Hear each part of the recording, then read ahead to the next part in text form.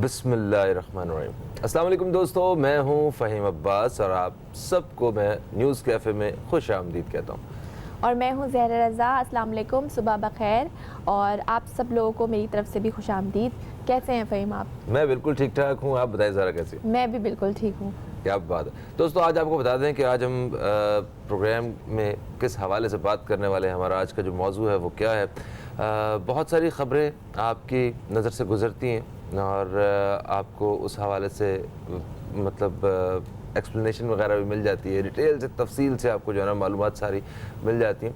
आज का जो मौजू है इस हवाले से हम लोग सुनना चाहते हैं और बहुत कम ख़बरें जो है ना हमें इस हवाले से मिल रही हैं। भारत को आप जानते हैं हमारा पड़ोसी मुल्क है और बदकिस्मती से अल्लाह ताला ने हमें बहुत ही बुरे पड़ोस से जो है ना नवाजा।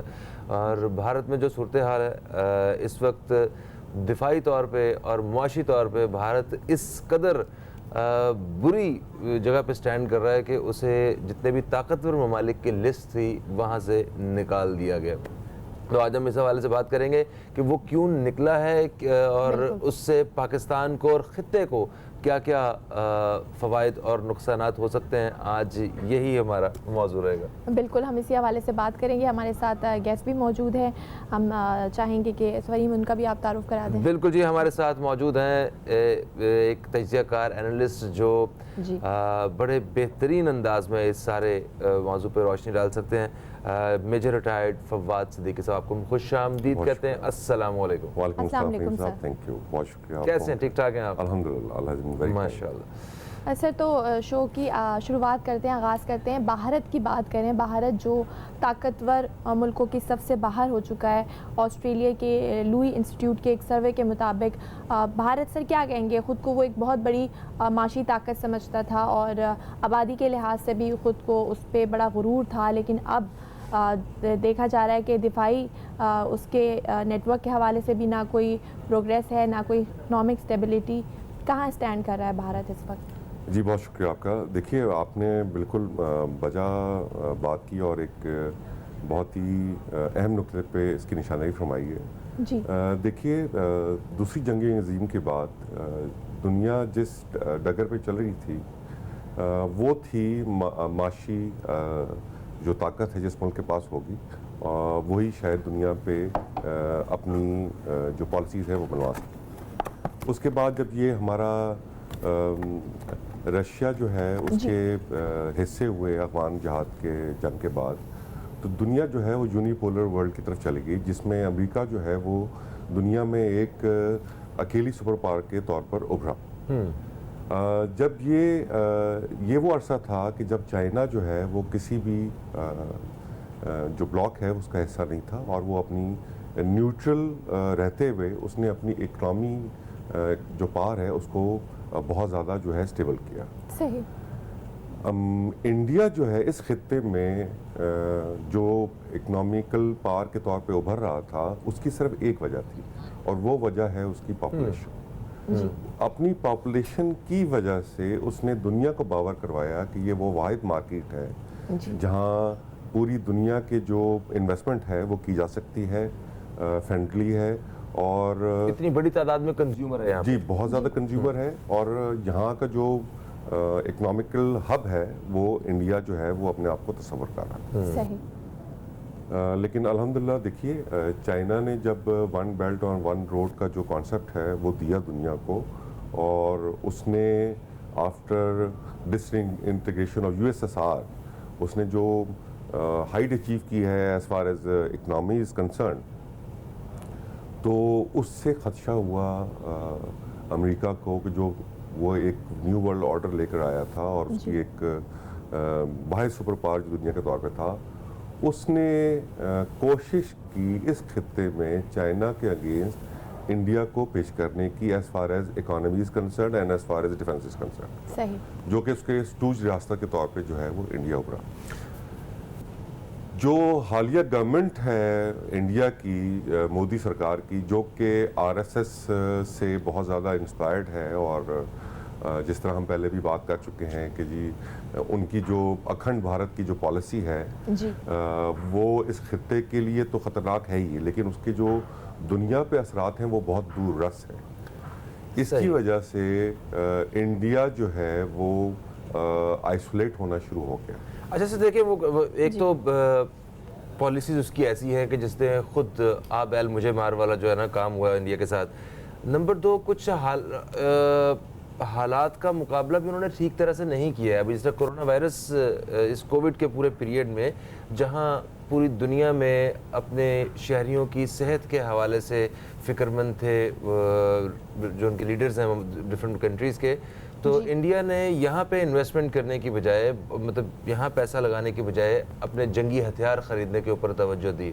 और वो भी इस वक्त जो है दिफाई तौर पे भी जितने भी दिफाई माहरीन हैं पूरी दुनिया में, वो इस वक्त इनकी हिकमत अमली पे और इनके सारे जो काम कर रहे हैं इस पे हंस रहे हैं, मजाक उड़ा रहे हैं। तो ये दिफाई तौर पे भी किस तरह इतना पीछे हो गए, इस बारे में भी बताइए। जी बिल्कुल, आपकी बात बिल्कुल बचा है। आप देखिए, इनकी जो अंदरूनी मामलात हैं उसके बारे में तो वो क्या बात करेंगे कि उनका प्राइम मिनिस्टर जो है वो यूएन में जाकर वो जो चीज़ बोस्ट करता है वो वहाँ की लैट्रिनों की तादाद है जो बढ़ाई जा रही है। जो आप देखिए कि वो उसके पास जो पॉइंट है वो ये बूस्ट है जो यूएन जनरल असेंबली में, सिक्योरिटी असेंबली में ये लोग वहाँ के जो उनके एम्बेसडर्स हैं इस चीज़ को बूस्ट करते हैं।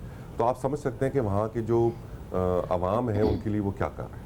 देखिए, इंडिया ने जो आर्म रेस जो है वो इस खर्चे में बढ़ाई थी, वो इसी कॉन्सेप्ट से बढ़ाई थी जिस तरह मैं आपका जिक्र कर रहा था कि अफगान जहाद के बाद जो है वो अमेरिका ने चाइना के अगेंस्ट पेश करने के लिए इस खित्ते से इंडिया को चुना। और इंडिया को वो लामहला, चाहे वो कश्मीर का इशू हो, चाहे वो सिक्योरिटी काउंसिल में जो है वो परमानेंट सीट का इशू हो, उसको उसने जो है वो सपोर्ट किया। लेकिन इस गवर्नमेंट के आने से जो उनकी पॉलिसीज़ थी वो शायद अमेरिका भी उनको सपोर्ट करने की इस वक्त पोजीशन में नहीं है, क्योंकि वो जो फंडामेंटलिज्म का जो कॉन्सेप्ट दे रहे हैं, आर्यन रेस का जो कॉन्सेप्ट दे रहे हैं कि जी हिंदुवता का जो कॉन्सेप्ट वो इंडिया में दे रहे हैं कि जी सिवाय हिंदू के वहाँ किसी भी मज़हब के लिए या किसी भी कास्ट के लिए जो शूदर उनकी अपनी जो कास्ट हैं उनके लिए वहाँ जगह नहीं है।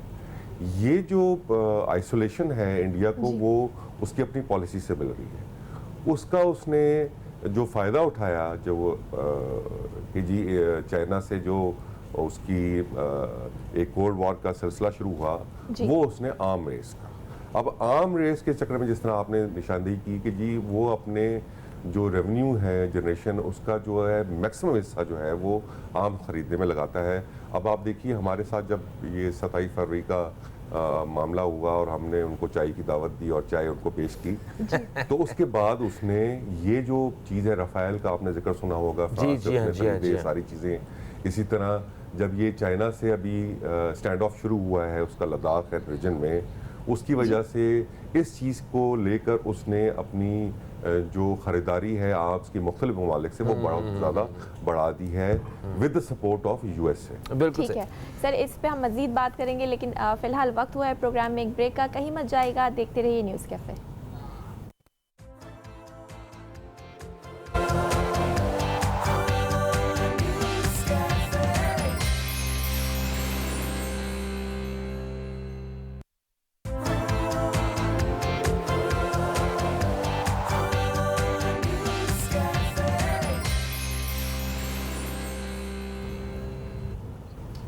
वेलकम बैक, आप देख रहे हैं न्यूज़ कैफ़े। मैं हूं ज़हरा रज़ा और मेरे साथ मौजूद हैं फ़हीम अब्बास। और आज हमें स्पॉन्सर किया है कैडबरी मोरो ने, जो कि चॉकलेट और कैरामल का एक बेहतरीन कॉम्बिनेशन है। और अगर आपकी भी एनर्जी लो हो रही हो, आप बहुत ज़्यादा काम कर रहे हैं, थक गए हैं, तो आप इसको खा सकते हैं। और वापस अब हम अपने टॉपिक की तरफ आएंगे। हमारे साथ गेस्ट मौजूद हैं, मेजर हैं फवाद सिद्दीकी साहब। बात करें हम भारत की, जो कि रिसेंटली एक ऑस्ट्रेलिया की रिपोर्ट के मुताबिक जो अपनी ताकतवर मुल्कों की सबसे जो है भारत बाहर हो गया है। सर, भारत की बात करें कि भारत अपना कंपैरिजन जो है वो चीन के साथ करता है आबादी के लिहाज से, मईशत के लिहाज से, लेकिन अब 2020 के एशिया के जो पावर इंडेक्स है उसमें लास्ट ईयर से अगर उसका कंपैरिजन किया जाए तो 40 पॉइंट्स उसने कम हासिल किए हैं। तो अभी राइट नाउ क्या कोई कंपैरिजन बनता है इंडिया का चाइना के साथ? जी, वेरी वेरी वैलिड क्वेश्चन मोहतरमा। देखिए, इंडिया को जिस तरह मैं आपसे अर्ज़ कर रहा था कि जो अमेरिकन ब्लॉक है वो सपोर्ट कर रहा था against China as far as economical stand is concern. देखिए कन्वेंशनल वॉर का तो हालात जो है वो बहुत ही किस्सा पारीना हो गए हैं। जो भी जंग होगी फ्यूचर के पे वो माशी जंग होगी, इकोनॉमिकल वॉर होगी, जहाँ भी होगी। उसके चक्कर में देखिए ये जब अफगान जहाद हुआ, रशिया का जो खात्मा हुआ और वो बहुत सारे इंडिपेंडेंट स्टेट्स में तब्दील हुआ, दैट वाज द टाइम कि जब चाइना ने अपनी इकोनॉमी को स्टेबल किया और वो किसी भी ब्लॉक का, किसी भी जो है वो जंग का हिस्सा नहीं बना, वो न्यूट्रल रहा। इसके बरअक्स इंडिया जो है उसने अपनी पॉपुलेशन का फ़ायदा उठाते हुए जो वर्ल्ड इन्वेस्टमेंट है वो अपनी तरफ मकबूल कराई, उसमें कोई हर्ज नहीं है, बिल्कुल होना चाहिए था जी। लेकिन जब से चाइना ने वन बेल्ट वन रोड का कॉन्सेप्ट दिया है, अगर आप इसकी बैकग्राउंड देखिए तो ये एक किस्म की लिंक है जो पूरी दुनिया को मिलाती है as far as economy is concern, और जिसके अंदर जितनी हमारी अरेबियन पोर्ट्स हैं सी ऑफ अरेबियन सी में या दूसरी साइड पे, वो प्लस जो रोड नेटवर्क वो लैंड की तरफ दे रहा है, उससे हमारे जो छोटे ममालिक हैं हम जैसे या बांग्लादेश है, ये जो सब कॉन्टिनेंट के बाकी लोग हैं वो उसके साथ मुंसलिक हो रहे हैं। अब जब वो मुंसलिक हो रहे हैं तो वो जो उनको कीमत अदा करनी पड़ती है, मैं अगर आपको एज अ लेमन बताऊं, इंडिया की तरफ जाने के लिए, वो मार्केट एक्सप्लोर करने के लिए वो उनको सस्ता पड़ता है कि अगर वो वन बेल्ट वन रोड से मुंसलिक हो जाएं। चाइना ने ये दावत इंडिया को भी दी। सही। आप देखिए ये दावत दी कि आप भी जो है इसका हिस्सा बने। अब वो दुनिया जो है किसी भी जंग की जो है वो मुतमल नहीं हो सकती। मतलब दुनिया has become a global village. हर बंदे के दूसरे के साथ, हर मुल्क का दूसरे के साथ इंटरेस्ट मौजूद है, हम आइसोलेशन में नहीं गुजार सकते जी।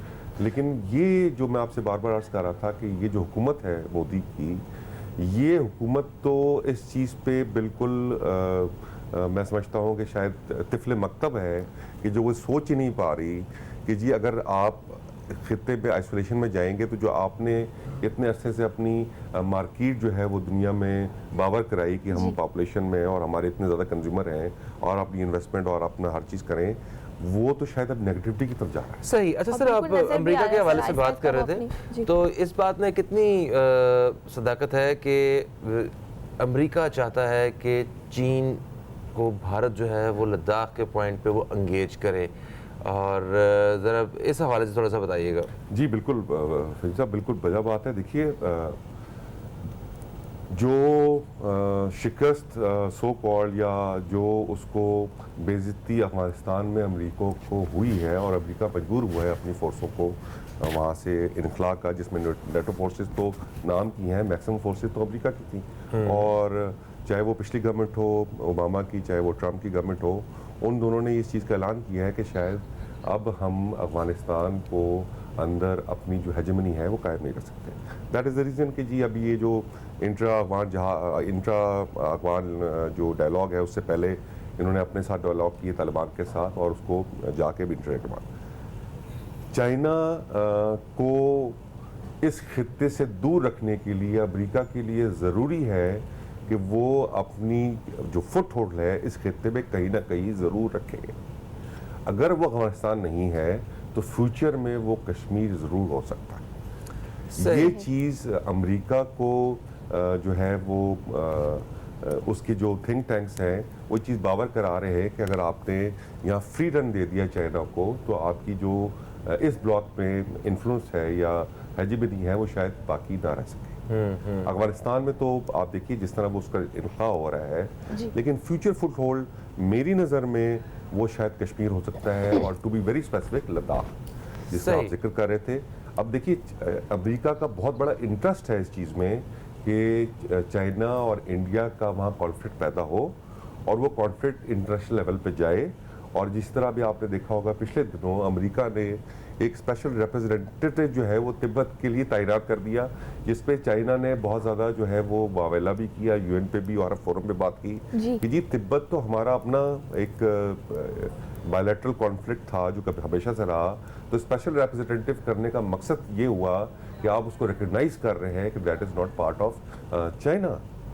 तो ये अब वो जो मैं आपसे जिस तरह जिक्र कर रहा था कि ये अमेरिका के बहुत इंटरेस्ट में है कि कि इंडिया को वो पिच करे against China as far as defence is concern in Kashmir. सही, मगर सर इंडिया को ये भी एक ख़तरा लाहक है कि अगर वो चाइना के साथ जो है वो उस पॉइंट पे मतलब जंग शुरू करता है तो पाकिस्तान कहीं उसके इंडिया पे जो है ना वो हमला ना कर दे, या पाकिस्तान से उसे कहीं नुकसान ना हो जाए। पाकिस्तान को इस वक्त जो है अमेरिका शायद नहीं रोक पाएगा। तो ज़रा ये क्या सिनेरियो है, इस बारे में मैं आपसे जानना चाहूँगा। छोटा सा वक्फा आ गया ज़रा बीच में दोस्तों, एक वक्फे के बाद आपकी खिदमत में दोबारा हाजिर होते हैं, कहीं मत जाइए। अब तक देखते रहिए न्यूज़ कैफ़े, देखते रहिए।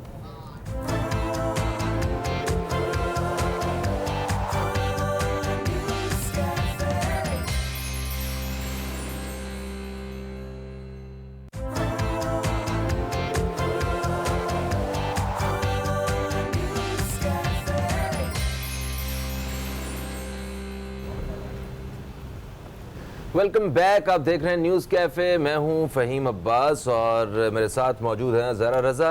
और आज हम न्यूज़ कैफ़े में बात कर रहे हैं भारत के हवाले से। भारत दिफाई और मुआशी तौर पे जिस तरह कमज़ोर पड़ रहा है, ख़ित्ते में उसका सुपर पावर बनने का ख्वाब वो बिल्कुल ख़त्म होता जा रहा है। और इससे पाकिस्तान को और वो सारे जितने भी लोग जो भारत की इन पॉलिसीज़ की वजह से और उसकी इन हरकतों की वजह से जो लोग परेशान हैं, उनको क्या क्या इससे फ़वाइद हासिल हो सकते हैं और क्या क्या नुकसान हो सकते हैं, इस हवाले से हम बात कर रहे हैं। सर, वक्फे से पहले हमने बात की थी कि अमेरिका चाहता है कि भारत चीन के साथ जो है वो जंग करे, मगर भारत को इस चीज़ की श्योरिटी नहीं है कि अगर वो चीन के साथ बिज़ी होता है तो पाकिस्तान कहीं उस पर हमला ना कर ले। और मतलब उसे मतलब इस चीज़ की श्योरिटी जो है वो कैसे मिल सकती है? पहले अमेरिका और शायद सऊदी अरब के साथ जो है वो ताल्लुकात की वजह से पाकिस्तान और सऊदी अरब के ताल्लुकात भी ऐसे थे कि पाकिस्तान सऊदी अरब की बात मानता था। अभी इस वक्त जो है वो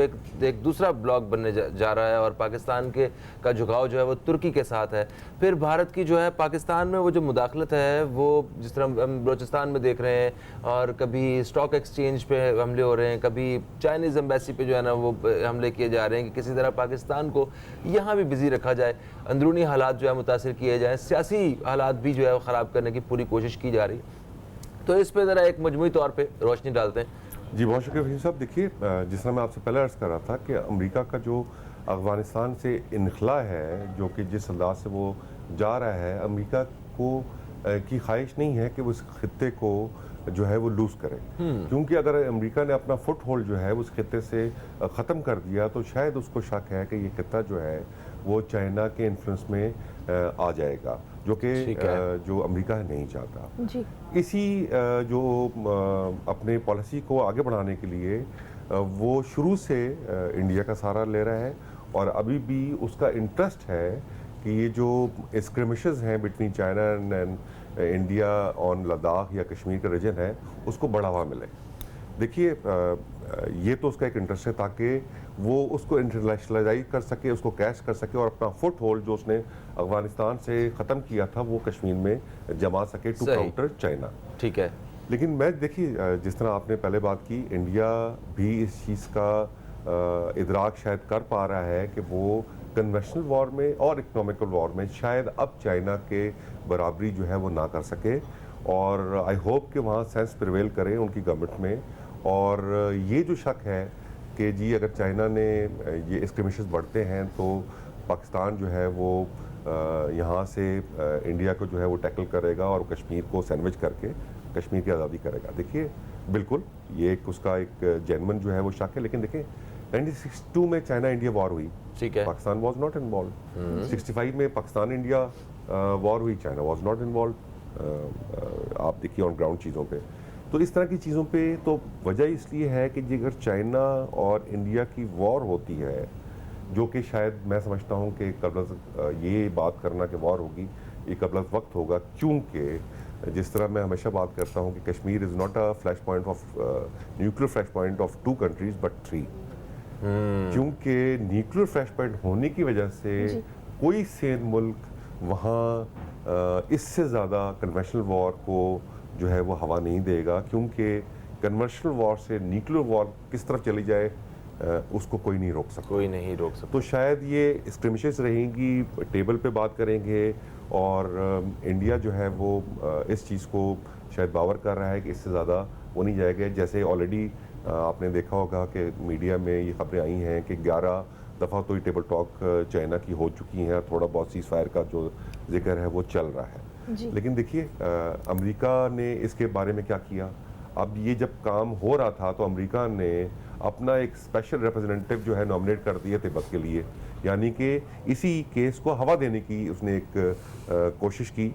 और जो मैं समझता हूँ आई होप कि ये कोशिश नाकाम हो, क्योंकि इस वक्त ये खित्ता कश्मीर में किसी भी मुल्क में, चाहे वो चाइना इंडिया या पाकिस्तान इंडिया या इन तीनों ममालिक की कोई जंग हो, तो Kashmir is a nuclear flash point जो कि हम मुतमिल नहीं हो सकते। सही। अच्छा सर, हमने देखा है कि अमेरिका जो है वो नया नेटो अलायंस जो है वो भी बना रहा है इस वक्त, जिसमें जापान है, ऑस्ट्रेलिया है, इंडिया है, अमेरिका है, ये 4 कंट्रीज़ इस वक्त इकट्ठे हैं, जो कि ये खुसूसी तौर पे इस खित्ते के लिए जो है ना वो ये सारी कोशिशें की जा रही हैं। तो ये उनके क्या इरादे क्या हैं, मतलब किस नीयत से ये करना चाह रहे हैं और उससे क्या फ़ायदा हो सकता है अमेरिका को और हमें उससे क्या नुकसान हो सकता है इस खित्ते में रहने वाले ममालिक को?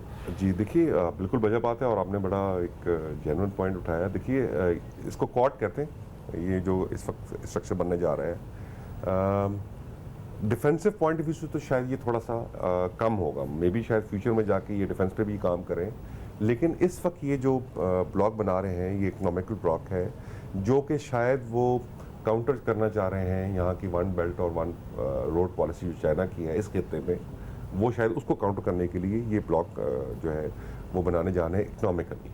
देखिए, बिल्कुल बनाएं, लेकिन देखिए मैं हमेशा बात करता हूँ कि चाइना इस वक्त अल्हम्दुलिल्लाह इस पोजीशन पे आ गया है कि वो इकोनॉमिकली अपनी बातें डिक्टेट करवा रहे हैं। देखिए सीपेक चल रहा है, बांग्लादेश से उसके मुज़ाकरात चल रहे हैं, श्रीलंका से ह्यूमन टोटा पोर्ट जिस तरह मैंने आपको बताया था वो लीज पे आ चुकी है। ईरान ने जो है वो अपनी चाबार पोर्ट है वो इंडिया इन्फ्लुएंस से निकाल ली है और वो अभी चाइना से जो है वो इसके साथ गुफ्तगू चल रही है। हमारी सेंट्रल एशियन कंट्री से गैस और ऑयल लाइन की बातचीत चल रही है। तो मेरा नहीं ख्याल कि शायद इस ब्लॉक को बनाने से, क्योंकि देखिए जापान की आफ्टर सेकेंड वर्ल्ड वॉर जो पॉलिसी है वो बहुत ज़्यादा ही न्यूट्रल रही है। इकोनॉमिकली तो शायद वो कहीं ना कहीं सपोर्ट कर रहा हो, लेकिन मेरा नहीं समझता कि मिलिट्री तौर पे ऑस्ट्रेलिया या जापान फायदे नहीं होने वाले। जी, तो कोई इसका फ़ायदा नहीं होने वाला। हाँ, इकोनॉमिकली ऑब्वियसली वो काउंटर करेंगे, लेकिन ये शायद एक अमेरिका की एक आखिरी डेस्परेट कोशिश है कि जी इसको काउंटर करे, जो मैं समझता हूँ कि शायद मटेरियलाइज नहीं होगी। थैंक यू सो मच मेरे साहब, आप तशरीफ़ लाए और एक बड़ी अच्छी ज़बरदस्त गुफ्तगू रही आज के मौजू के हवाले से। बहुत शुक्रिया आपका। I am always oblige and honoured कि आप मुझे गाहे बगाहे जो हैं वो दावत देते रहते हैं। बिल्कुल सर, बहुत शुक्रिया, आपने बहुत इन्फॉर्मेटिव गुफ्तगू की, आप प्रोग्राम में तशरीफ़ लाए। और साथ साथ मैं ये भी बता दूं, आज हमें स्पॉन्सर किया था ग्लो एंड लवली ने, जो कि एक तब्दीली आई है और एक बहुत पुराना ब्रांड जो कि 45 साल से हम उसको जानते थे फेयर एंड लवली के नाम से, अब उसका नाम बदल गया है और ये हो गया है ग्लो एंड लवली, क्योंकि हर रंग खूबसूरत होता है, चाहे वो कोई भी हो। इसके साथ ही हमारे प्रोग्राम का वक्त जो है वो भी अपने अख्ताम की तरफ आ चुका है। फ़हीम अब्बास को और ज़हरा रज़ा को दीजिए इजाज़त। इंशाअल्लाह आप दोस्तों से कल फिर मुलाकात होगी। कल तक के लिए खुदा हाफ़िज़। पाकिस्तान जिंदाबाद।